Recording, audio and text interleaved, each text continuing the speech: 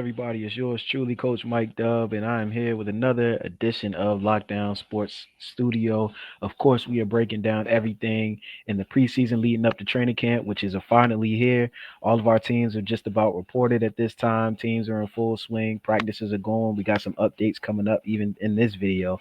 But if you've been following everything, then you know we've been breaking down all the different teams division by division, and we're almost at the end. We just got two more divisions to wrap up.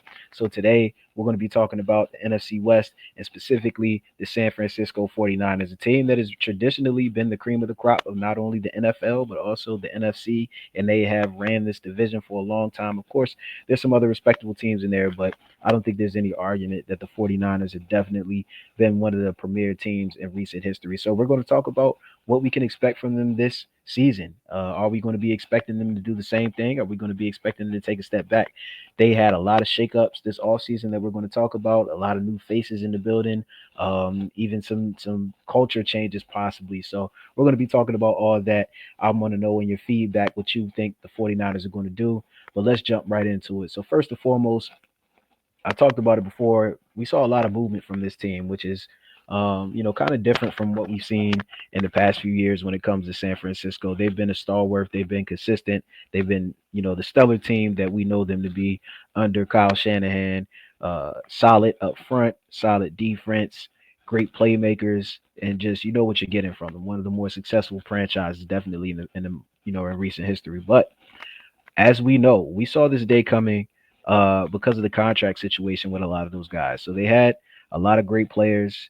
Their window, we knew, was a few years because of the contract situation. They went out, they swung big on guys like McCaffrey, so you knew they were trying to win now. And they were put in an interesting situation, really starting from last year, where they weren't able to keep everybody happy. They weren't going to be able to pay everybody. So some guys you were going to lose. We really saw it start to happen on that defensive side of the ball. But the biggest problem that they had was really injuries, and we're going to talk about that a little bit more as well. But I say all that to set up their free agency moves. I don't love what they did in free agency. I understand that they kind of were handicapped by a lot of different things, and depending on the perspective of where they were coming from, they might not have felt like they had to fill as many holes as they need to fill, because most of their problems come from just their guys that they already have being able to play and being healthy. So, that being said, I don't necessarily love these moves. I don't really see a lot of these moves moving the needle. Luke Farrell, a tight end coming in. Of course, Kittle is the guy there. Will be the guy there for quite some time. So we're talking about a lot of depth pieces. Patrick Taylor, another running back, another depth piece. Um, Mac Jones, so there it wasn't a lot of guys that are going to move the needle as far as re-signings. Hardly any of these guys probably will start. None of these, of course, Mac Jones won't. The corner that they signed, these are guys that'll be fillers just in case the injuries happen, which of course in San Francisco's scenario almost always happens. But I don't see a lot of free agency moves that really move the needle for this team. Can I say that they got better from these free agency moves? No. I can definitively say that, especially when you start to factor in some of the people that they lost. And speaking of that, right, and we're going to talk about the trades and some of the other things, but some of the major pieces that we lost, you look at how the defense is going to look. The defense is going to look completely different. And what I feel is the biggest loss is definitely coming from Dre Greenlaw, who was injured when they were in the Super Bowl 2 years ago. Obviously, wasn't able to play last year. Came back towards the end of the season, but you saw that defense look very different without him. And of course, Fred Warner is one of the best linebackers in the NFL. He's the heartbeat of that defense. But Dre Greenlaw was definitely a key factor, and arguably could be said, was the glue and the person that really took that defense to that next level. When he wasn't on the field, you can clearly see the impact was felt. So him not being there this year, of course, he went to Denver. And he went there with Hufunga, who was another, key starter for them a few years ago. So both of those guys now in Denver. The DB situation is looking a little different. There's a lot of question marks on that defensive side of the ball. A lot of new faces, and once again, they're going to have to stay healthy. Now, we'll talk about a little bit, what they did in the draft to address these situations, and of course, key major coaching. It's not really an addition, but a resurgence, I could say, that we're going to talk about as well. But this defensive side of the ball is going to have a lot of questions. They're going to have to, need a lot of guys step up. Bosa, of course, is going to be Bosa. Fred Warner still going to be Fred Warner. As long as you got those two guys, you have a potential to be, pretty good. But there's a lot of question marks surrounding them. So I can honestly say I don't think that they got better with the free agency moves, considering who they lost.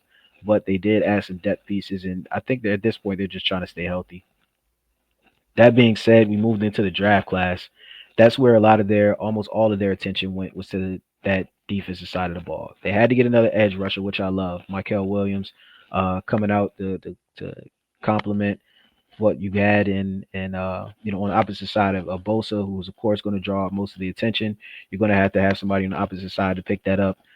Doubled down on the D line in the second round with Alfred Collins, a big guy from Texas. So they tried to fill out that those linebacker core, their front seven, shore that up, added some depth in the DBs as well. I was surprised that they didn't target wide receiver a little bit more, simply because they got to add some depth. They had some production from the guys that they had, but you get worried when it comes down to staying healthy. So they did target a guy in the fourth round, Jordan Watkins. So I think he's going to play a lot more than most fourth rounders. I think he'll be asked to do a lot more than what most fourth rounders are asked to do. I'll say that, because of the situation that they're in. When you talk about their depth, Ricky Pearsall, if I'm not mistaken, actually just tweaked his hamstring in practice. So already in training camp, you start asking questions about health issues, and the injury bug is already hitting San Francisco like it does every year, and I'm sure they're sick of it. I'm sure it's frustrating because they have had a talented roster for a long time, but it doesn't matter if guys can't stay on the field. So this year, they're anticipating McCaffrey to come back and make a full recovery, but he's aging. He's coming off of a big injury. It was a scary injury. A lot of people wanted to know if that was going to be his Achilles and it was going to be something bigger than it was. Luckily, he escaped the real major injury, so we're expected to see him back in the season. Hopefully, it'll be full swing. If he's healthy, he's always exciting to watch. And then you got Brandon Ayuk, who I don't think is going to make an impact this year based on the injury. If and when he does return, it's going to take him some time to start getting back comfortable. I think we won't see him back to his full self until next season, to be honest. So you really can't count on Ayuk as far as production. If you're lucky, you'll see him on the field later in the season, which leaves Pearsall, which leaves Jennings, who had a great season last year. But we're going to see what happens now. So there's a lot of question marks at receiver. Jordan Watkins, for these reasons, I think is going to be asked to do a lot more than what most fourth rounders are going to be asked to do. Other than that, you see they went heavy on defense. It's going to be a new look defense for the 49ers. So, we're going to see something that maybe we haven't seen before. We're going to see some names that maybe we haven't seen before. But they have a good track record as far as drafting and as far as development in San Francisco. So I'm not ready to count them out on that side of the ball. And that leads us to the person that will be leading it. He's back. Robert Sala, who was one of the top hottest coaching commodities a few years ago before he went to New York and teamed up with Aaron Rodgers, and the rest is history as far as his career with the New York Jets. So luckily he's back where he kind of rose to great heights. He's back with Shanahan. He's back with Fred Warner. He's back with that defense. He's going to have to rebuild it. He's going to have to, have a new look and with a lot of those young guys. But I think he can do it. I love the culture fit, which is something that, if you go back a few slides, we talked about this as well, with culture. And the reason why I'm mentioning that is because you saw one name on, and I'll go back so you guys can see it, but you saw one name on here twice, Kyle Juszczyk. So there was a point where he was released. They weren't going to re-sign him, but then they ended up signing him back for $8 million. If you watch the 49ers, you know what Kyle Juszczyk means to that team. You know what he means for the culture. And I can clearly see that bringing in certain guys, they had a down year last year. I think they won 6 games. So bringing in certain guys and setting a certain tone tells me that Shanahan wants to reset what the 49ers have been and what the 49ers standard is. So Robert Sala's coming in to reestablish that with a new look defense. Bringing back Kyle Juszczyk is a good locker room move. If it was anybody else, they would have moved on from him. They almost moved on from him this year. But I can clearly see that in this being a transition year for them roster wise, they want to have as much people in the building that understand the standard of San Francisco football. So I love the move bringing Robert Saleh back. That being said, they got rid of some other guys that, produced for them very well in the past. Debo Samuel, welcome to Washington.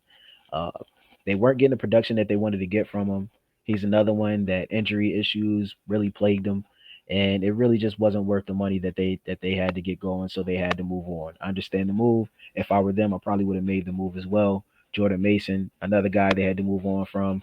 Running backs are not an issue in the Shanahan system. Going back to the father, they're going to be able to find a running back no matter what. So, guys are expendable, unfortunately.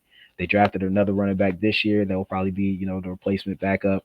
But they're dependent on, McCaffrey staying healthy, and that's going to be interesting if he's going to be able to stay healthy. But even if not, not really worried about the running back situation in any Shanahan system. So now it's time to take a look at the schedule. I think the schedule is something that benefits the 49ers. They don't have too tough of a schedule, too tough of a look. I don't see their division as being super super tough, but it's always competitive with Seattle. I think the Rams are the best team in the division. That young defense look good. Stafford, of course, he's getting a little bit older, but that's the team that they're going to have to watch out for. Seattle, you never know what you're going to get. Of course, with Sam Darnold. But then they have teams like the Saints, teams like the Colts, that really plays in their benefit. The Titans, the Jaguars. So playing probably arguably the weakest division in the AFC South this year is going to play well for them. Also, they got Cleveland. So these are all wins that are going to matter to them, and they have to win these games because the division games can go either way. But because of that, I think that they will actually fare well in their record in their win loss column. I could see them being about a 7, 8, as high as maybe 9 win team. Um, like I said, they gotta load up on those easy games, load up on those gimmies, and then you never know how the division games can go. They might be able to sneak in as maybe a wild card team or maybe a division winner, depending on what happens with LA. Do I see them taking a major step back? I don't see them being the 49ers of what we know them to be, the conference, champion conference, all those things like that. I don't see that, but I do see them competing. It's still Shanahan, it's still Robert Sala, it's still Bosa, it's still Fred Warner, it's still George Kittle. They got guys. Trent Williams is there, so this is still a team. So I think because of that, we won't see them being in the dumps. I think we'll see them be respectable. I think they're going to be a team that is one of those teams that just won't go away and will be in the mix up until the end. I can see them being as high as a 9 win team. I'll say 9 is probably ceiling. The floor might be 7. All right. So overall, off-season grades, I give them a solid. To be honest, I really didn't like the off-season for the 49ers. I understand they were put in a situation where they had to do what they had to do, but I give them a solid C. Um, it only time will tell based on their draft picks, based on the moves, the young guys that they have on their roster. But really, it's just going to come down to staying healthy. If the 49ers can stay healthy, I think they could possibly be a playoff team, wild card team, maybe even a division winner. I don't think their division is out of reach for them. But it's really going to come down to if they can stay healthy and if their guys can be guys. Because if they are, they have some of the best guys in the NFL. We just ran down the gambit with some of the names that we mentioned. It's on Purdy to make sure he doesn't crash the car, but the wheels are starting to wear out. The tread is starting to get a little light on those tires as far as the cast there in San Francisco. So that window is closing soon. They're trying to rebuild, but at the same time capitalize on the guys that's already there. We'll see what they'll be able to do. So let me know your thoughts. Do you agree? Do you disagree? Do you feel like the 49ers are going to get back to their prime time, or do you feel like the 49ers are going to take a step back and perhaps, be in a rebuild mode? So hit us up on our socials, comment, like, and we look forward to hearing from you guys.